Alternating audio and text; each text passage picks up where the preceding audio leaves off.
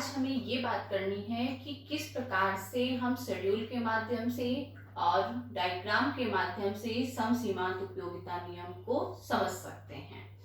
Last lecture में सम सीमांत उपयोगिता नियम की विस्तृत व्याख्या हम कर चुके हैं और अब थ्योरी को आगे बढ़ाते हुए हम आपको समझाते हैं कि शेड्यूल से हम इसको कैसे समझ सकते हैं और फिर इसी शेड्यूल को हम डायग्राम में कन्वर्ट करके आपको समझाएंगे।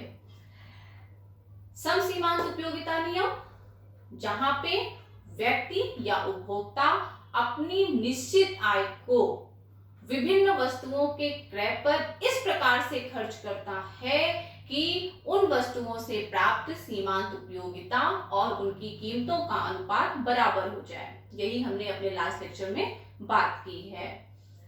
अब आप इस शेड्यूल को देखिए। आप चाहे तो इतनी लंबी शेड्यूल ना बना करके आप यहां से इसको डिवाइड कर सकते हैं। ठीक है, एक शेड्यूल बनेगी यूनिट्स MUX MUY की और फिर इसी के जस्ट नीचे या फिर आप साइड में भी बना सकते हैं कि फिर से आप यूनिट्स लिखिए और फिर MUX अपॉन PX और MUY अपॉन PY लिख करके बनाएं। अगर आप एक में बनाना चाहते हैं तो ऐसे बना सकते हैं और अगर आप दो में बनाना चाहते हैं तो ऊपर नीचे करके भी बना सकते हैं। बस यहाँ से ये शेड्यूल कट होगा और आगे यूनिट्स फिर से लिखी जाएंगी। ठीक है, इस शेड्यूल को समझने से पहले हम कुछ एजम्पशंस मान लेते हैं, कुछ मान्यताएं मान लेते हैं। हमने यहाँ पे ये मान रखा है कि हम जिस उपभोक्ता की बात कर रहे हैं उसकी कुल आय है 24 रुपए और वो अपनी 24 रुपए आय को पूरी की पूरी खर्च करेगा X वस्तु और Y वस्तु पर। ठीक है, यानी कि दो वस्तुओं के संदर्भ में उपभोक्ता संतुलन स्थापित कैसे होगा हम उस पर बात कर रहे हैं। आय मान ली है 24 रुपए और ये भी मान लिया है कि उपभोक्ता केवल दो वस्तुएं खरीदेगा X और Y। जब आप कोई शेड्यूल या कोई डायग्राम या फिर कोई थ्योरी लिखते हैं तो वहां पे एजम्पशंस बहुत इंपॉर्टेंट होती हैं, क्योंकि कोई भी सिद्धांत हो, कोई भी थ्योरी हो, वो सार्वभौमिक नहीं होती है, यूनिवर्सल नहीं होती है। हम कुछ चीजें पहले एज्यूम करते हैं और उन कंडीशंस में ही थ्योरी अप्लाई होती है। इसलिए किसी भी थ्योरी के लिए पहले जरूरी होता है कि हम एजम्पशंस की बात कर लें। हमने इस थ्योरी में बहुत ज्यादा एजम्पशंस की बात नहीं की है, हम केवल इस शेड्यूल के लिए मान रहे हैं कि इनकम है 24 रुपए, दो वस्तुओं पर ही पूरी की पूरी इनकम खर्च हो रही है। इसका मतलब ये भी है कि यहाँ पे सेविंग नहीं होगी। 24 रुपए पूरी की पूरी आय उपभोक्ता उपभोग पे खर्च करेगा। एक एजम्पशन हम ये भी मानते हैं कि जो X वस्तु है उसकी एक यूनिट यानी एक इकाई की कीमत मार्केट में है 2 रुपए और जो Y वस्तु है उसकी कीमत मार्केट में है 3 रुपए। ठीक है, ये सारी एजम्पशंस मानने के बाद हमने शेड्यूल ड्रा किया है। टाइम बचाने के लिए मैंने पहले ही शेड्यूल ड्रा कर लिया है। डायग्राम हम आपके सामने ही ड्रा करेंगे ताकि आपको समझ में आए कि डायग्राम कैसे ड्रा होना है। इसको आप पहले ही अपनी नोटबुक में कॉपी में आप ले लेंगे, क्योंकि डायग्राम बनाने के लिए मैं अभी इसको इरेज कर दूंगी। तो मेरे पास तो कॉपी पे है, मुझे पता है कि मुझे क्या ड्रा करना है, लेकिन आप इसको तुरंत नोटबुक पे ड्रा कर लेंगे, तभी आपको डायग्राम समझ में आएगा। यूनिट्स यानी कि हमने मान लिया है कि X वस्तु और Y वस्तु की 6 यूनिट मार्केट से ली जाएंगी, यानी कि 6 यूनिट्स हमने ली है 1 2 3 4 5 6। ठीक है, ये X वस्तु की सीमांत उपयोगिता को बताने वाला ग्राफ है। अगर आप हिंदी में लिखेंगे तो आप लिखेंगे X वस्तु की सीमांत उपयोगिता। ठीक है, हमने शॉर्ट में लिखा है MUX। हमने जब आपको सीमांत उपयोगिता ह्रास नियम बताया था तो वहां हमने बताया था कि जो किसी वस्तु की जैसे ही एक से अधिक इकाइयों का उपभोग होता है सीमांत उपयोगिता घटने लगती है, यानी कि घटते हुए क्रम में होती है। यही रीजन है कि यहाँ पहली यूनिट से 20 है, दूसरी यूनिट से 18 है, तीसरी से 16 है एंड सो ऑन, घटते हुए क्रम में। कई बार ये क्वेश्चंस पूछे जाते हैं क्यों ये घटते हुए क्रम में है। ठीक है, लेकिन एकदम से हमें ध्यान नहीं आता है क्योंकि हम सम सीमांत की बात कर रहे हैं, लेकिन जो सीमांत उपयोगिता होती है वो घटते हुए क्रम में होती है, इसलिए ये घटते हुए क्रम में X वस्तु की सीमांत उपयोगिता को हमने दिखाया है। इसी प्रकार से Y वस्तु की सीमांत उपयोगिता को हमने 24 से स्टार्ट किया है और उसको भी हमने घटते हुए क्रम में ही दिखाया है। पहली यूनिट से 24, दूसरी यूनिट से 21, तीसरी यूनिट से 18, चौथी से 15, पांचवी से 12 और छठवीं से 9। ठीक है, अगर आप चाहें तो इस शेड्यूल को यहाँ से कट करके नीचे फिर लिखिए यूनिट, यहाँ लिखिए MUX/PX, यहाँ लिखिए MUY/PY। हमने इसी में कंटिन्यू कर लिया है क्योंकि हमारे पास उतना नीचे स्पेस नहीं था। फिर MUX/PX, इस चीज को समझिए, यही चीज आपको समझनी है यहाँ पे, क्योंकि जो उपभोक्ता का संतुलन है वो केवल दोनों वस्तुओं की सीमांत उपयोगिताओं के में ही नहीं होता है कि दोनों वस्तुओं की सीमांत उपयोगिता बराबर होनी चाहिए। सिद्धांत कहता है कि दोनों वस्तुओं की सीमांत उपयोगिता और उनकी कीमतों का अनुपात दोनों बराबर होना चाहिए।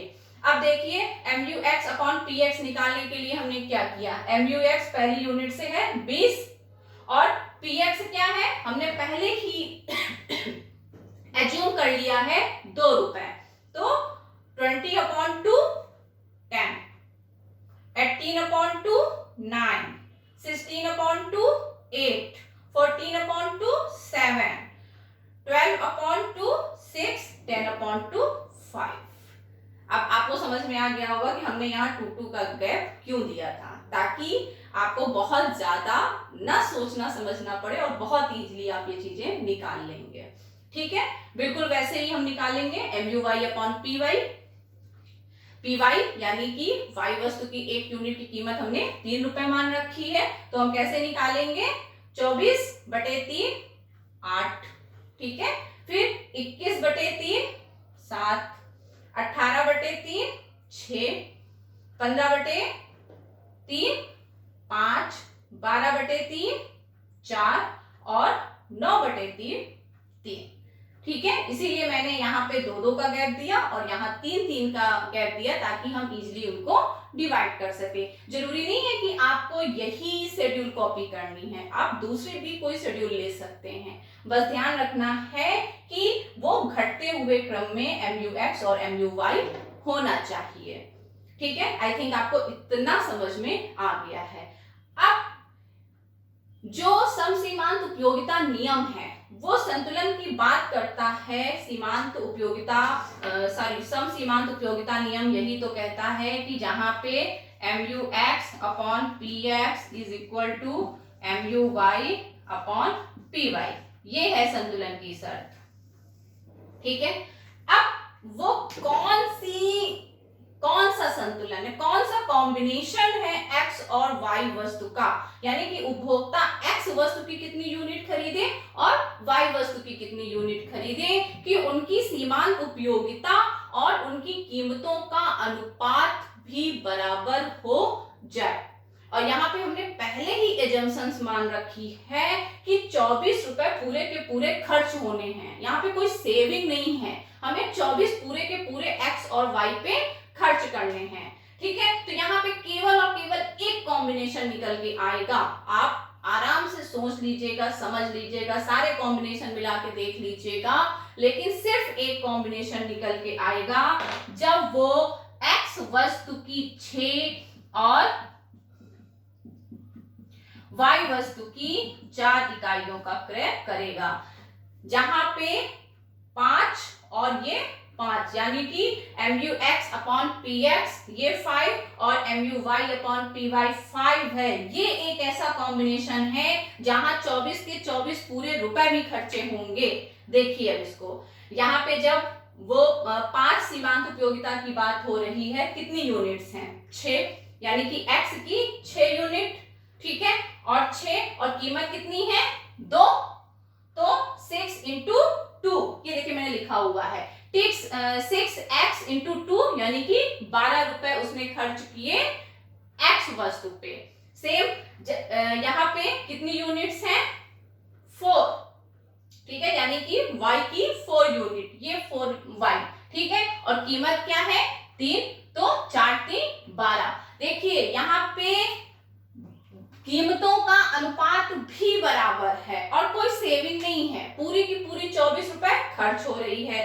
अब आप मान लीजिए, आप कहते हैं चलिए हम इस 6 और इस 6 की बात करते हैं। देखिए शेड्यूल तो यही है और संतुलन यही स्थापित होगा, लेकिन इकोनॉमिक्स में तर्क के आधार पे ही सारी बातें होती हैं। हम कह रहे हैं इसलिए नहीं, हम आपको बताते हैं क्यों कोई दूसरा कॉम्बिनेशन नहीं चलेगा। यहाँ पे देखिए, मान लीजिए कि हमने कहा चलिए हम इस 6 और इस 6 की बात कर लेते हैं, ठीक है। अब देखिए, ये 6 है 5 यानी कि 5 यूनिट x की, और क्योंकि कीमत है 2 तो 5 दूना 10 रुपए हो गए, यानी कि x वस्तु पे वो 10 रुपए खर्चा करेगा, ठीक है। दूसरा क्या है, यहाँ पे y की है तीसरी यूनिट यानी कि 3 और कीमत है 3, तो 3 तिहाई 9 रुपए, तो क्या हो जाएगा 19 रुपए, यानी कि यहाँ पे केवल उपभोक्ता 19 रुपए खर्च करेगा और उसके 5 रुपए फिर भी बच रहे हैं, जबकि हमने पहले ही कहा है कि यहाँ पे सेविंग नहीं है, ठीक। अब इसके नीचे का कोई कॉम्बिनेशन लेंगे, इसके ऊपर का कोई भी कॉम्बिनेशन लेंगे, तो या तो इनकम कम पड़ जाएगी यानी कि कॉम्बिनेशन ज्यादा बड़ा होगा, उस पर ज्यादा खर्चा करने की जरूरत होगी, और या तो फिर कुछ सेविंग होगी। जबकि हमने मान रखा है कि 24 रुपए आय है और पूरी की पूरी खर्च होनी है, तो केवल और केवल वो एक ही कॉम्बिनेशन है जहां पे उपभोक्ता x की 6 यूनिट और y की 4 यूनिट को खरीद रहा है, क्योंकि यही वो संतुलन है जहां पे x के लिए भी 12 खर्च कर रहा है और y के लिए भी 12 खर्च कर रहा है। 12 12 24, 24 रुपए आए और पूरी की पूरी खर्च हो रही है। क्लियर। अब इसी को हम डायग्राम से कैसे रिप्रेजेंट करेंगे, अब आप उसको देखिए। आप इस शेड्यूल को पहले ही ड्रा कर लेंगे, अदरवाइज आप ड्रा नहीं कर पाएंगे अपने डायग्राम को, ठीक है। तो पहले ही आप इसको ड्रा करेंगे और आफ्टर दैट, क्योंकि हम इसी शेड्यूल को समझाएंगे आपको अपने डायग्राम में, ठीक है। आप ऊपर हेडिंग डालेंगे डायग्रामेटिक रिप्रेजेंटेशन ऑफ थ्योरी, ठीक है।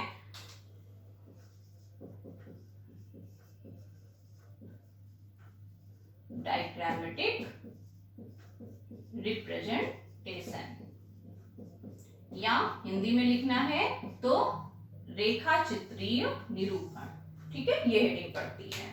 देखिए, अब क्योंकि हमने दो वस्तुएं ली हैं और हमें तुलना करनी है, तो हम दो डायग्राम बिल्कुल साइड बाय साइड ड्रॉ करेंगे, ठीक है।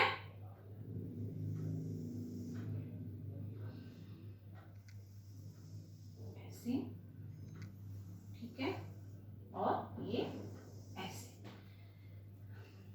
इसको भी हम हटाते हैं। ये सब आपने पहले से ही नोट डाउन कर लिया है। हम इसीलिए आपके सामने डायग्राम ड्रा कर रहे हैं ताकि आपको समझ में आ जाए कि डायग्राम ड्रा कैसे होना है। यहाँ पे ओ एक्स वाई, ओ एक्स वाई, यहाँ पे एक्स अक्ष पे हम दिखा रहे हैं यूनिट्स ऑफ, यानी कि एक्स वस्तु की इकाइयां, यूनिट्स ऑफ एक्स कमोडिटी, ठीक है। और यहाँ पे हम दिखाएंगे यूनिट्स ऑफ वाई कमोडिटी, ठीक है। यहाँ पे इसके वाई अक्ष पे हम दिखाएंगे एमयू एक्स, आप ऐसे भी लिख सकते हैं एमयू एक्स, ठीक है। और यहाँ पे आप लिख सकते हैं एमयू वाई। वैसे अगर आप नहीं भी लिख रहे हैं तो कोई बात नहीं है, क्योंकि जो हमारा भी ग्राफ आएगा हम वहां पर भी लिख सकते हैं, इसलिए कोई वैसी बात नहीं है कि आपको तुरंत ही ये चीज देखनी है, ठीक है। आप यहाँ पे पीएक्स भी कर सकते हो, क्योंकि जो संतुलन की बात होती है वहां पे हम कीमतों को भी लेते हैं, ठीक है। पी वाई हमने इसीलिए ऐसे लिखा है ताकि मेरा स्पेस खत्म ना हो। देखिए, अब क्योंकि हमने 6 यूनिट्स ली हैं, तो आप पहले 6 यूनिट्स ले लीजिए, 2 3 4 5 6। एक बात ध्यान रखिएगा कि सारी यूनिट्स के बीच का गैप बराबर होना चाहिए, ठीक है। 1 2 3 4 5 6, ठीक। और ये तो जो है वो हमारा 5 भी है, जरूरी नहीं है कि आप पूरा 1 2 3 लिखें, ठीक है। अब देखिए हमें एक्स वस्तु की 6 यूनिट लेनी है, क्योंकि हमारी शेड्यूल में ये है कि जब उपभोक्ता एक्स की 6 यूनिट खरीदता है। आप ऐसे भी कर सकते हो कि यहाँ पे लिख भी सकते हो, क्योंकि जो हमारा MUX और MUY है वो कोई बहुत ज्यादा डिजिट नहीं है, 5 6 आप 8 तक लिख लीजिए, ठीक है, आपको समझ में ज्यादा आएगा। 6 पे 5 के बराबर तो 6 यूनिट्स हैं और इसका 5, तो यहाँ पे आप ऐसा कुछ एक बिंदु रख लीजिए पहले ही, ठीक है। इसको आपने यहां से आपने 6 दिखाया और यहां से आपने इसको 5 दिखाया, ठीक है, आपने पहले ही बिंदु रख लिया और इस बिंदु से होते हुए ही आपका MUX ड्रा हो जाएगा। ये जो रेखा है वो MUX की रेखा है, यानी कि X की घटती हुई सीमांत उपयोगिता की रेखा है, आप यहाँ लिख भी सकते हो, MUX की लाइन है ये, ठीक है। आप इसको नॉमिनेट भी कर सकते हो, आप यहाँ पे लिख सकते हो ये O है, यहाँ पे आप लिख दीजिए H या एनीथिंग, हमने चलिए इसको H नाम दे दिया, यानी कि X वस्तु की उपभोक्ता OH मात्रा परचेज करेगा। अब क्योंकि यहाँ भी हमें 5 तक ही ले जाना है और 4th यूनिट पे 5 के बराबर, तो अच्छा होता है कि हम इसको यहाँ से ड्रा करते हुए ले आए, यानी कि ये हमारा 5 यूनिट है। अगर आपने यहाँ फिर से लिखा तो हो सकता है कि यूनिट ऊपर नीचे हो जाए, सॉरी जो आप सीमांत उपयोगिताएं दिखा रहे हैं वो ऊपर नीचे हो जाए, तो आपका ग्राफ कहीं ना कहीं वो गलत हो जाएगा, ठीक है। और चौथी यूनिट से था तो चौथी यूनिट आपकी ये है, तो आप समथिंग यहाँ कहीं ये पॉइंट रखेंगे तभी आपका कॉम्बिनेशन मिलेगा। तो चौथी यूनिट और ये आपका 5 के बराबर है, आप लिखना चाहे तो अब लिख सकते हैं, क्योंकि अब नहीं आपका कॉम्बिनेशन बिगड़ेगा, ठीक है। 4 3 2 1, अब आपका कॉम्बिनेशन नहीं बिगड़ेगा क्योंकि आपने पहले ही लिख लिया है, ठीक है। इस बिंदु से होते हुए जो कर्व जाएगा वो होगा MUY,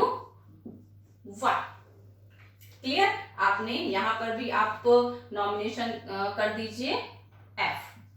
संतुलन कहां स्थापित होगा, जहां X की OH मात्रा या फिर 6 यूनिट्स का उपभोग हो रहा है, या फिर Y की OF मात्रा या 4 यूनिट्स का उपभोक्ता करता है, ये संतुलन की बात है, ठीक है।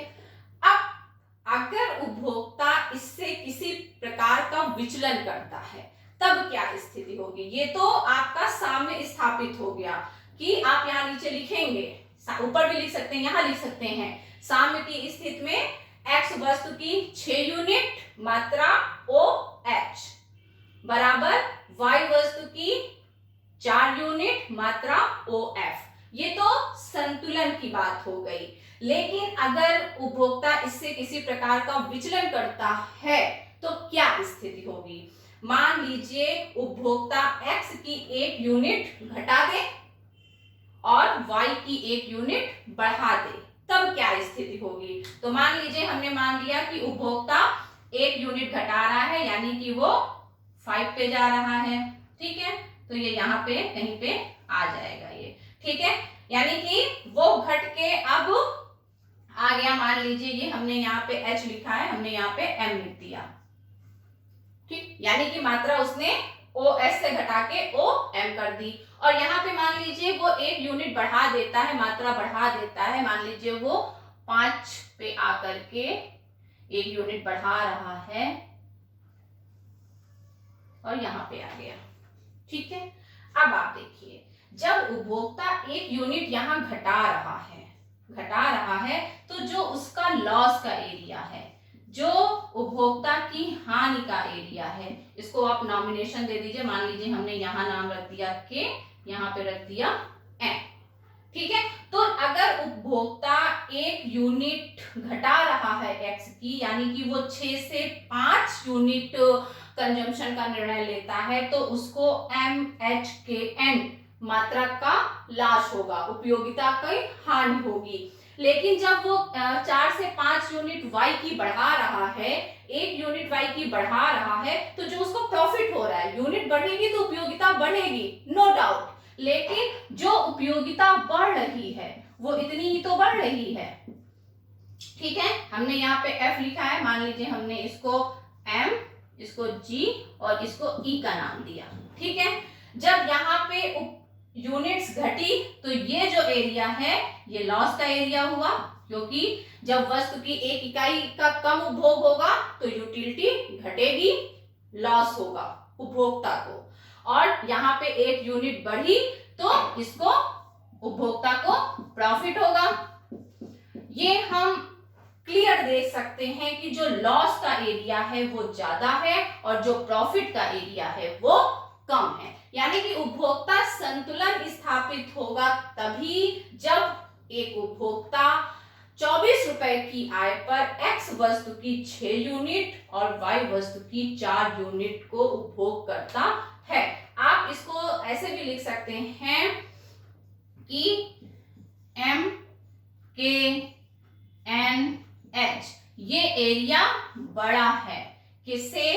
f g e m, यानी कि इस एरिया से। ये है आपका लॉस, यानी कि loss is greater than profit. तो अच्छा है ना कि जब उपभोक्ता OH परचेज कर रहा था और इसकी OF परचेज कर रहा था, उपभोक्ता अपने संतुलन पे वहीं पे कार्य करता है। ठीक है, यानी कि संतुलन के लिए X वस्तु की OH मात्रा का कंजम्पशन होगा और Y वस्तु की OF मात्रा का कंजम्पशन होगा। अगर इससे किसी प्रकार का विचलन होता है, उपभोक्ता X की यूनिट घटाता है और Y की यूनिट बढ़ाता है, तो X की यूनिट घटने से जो उसको हानि होगी वो ज्यादा होगी तुलना में Y वस्तु की जो वो यूनिट बढ़ा रहा है उससे मिलने वाले लाभ से। तो ये आपका डायग्रामेटिक रिप्रेजेंटेशन, आई होप कि आपको सम सीमांत उपयोगिता नियम अच्छे से समझ में आ गया होगा। Thank you very much.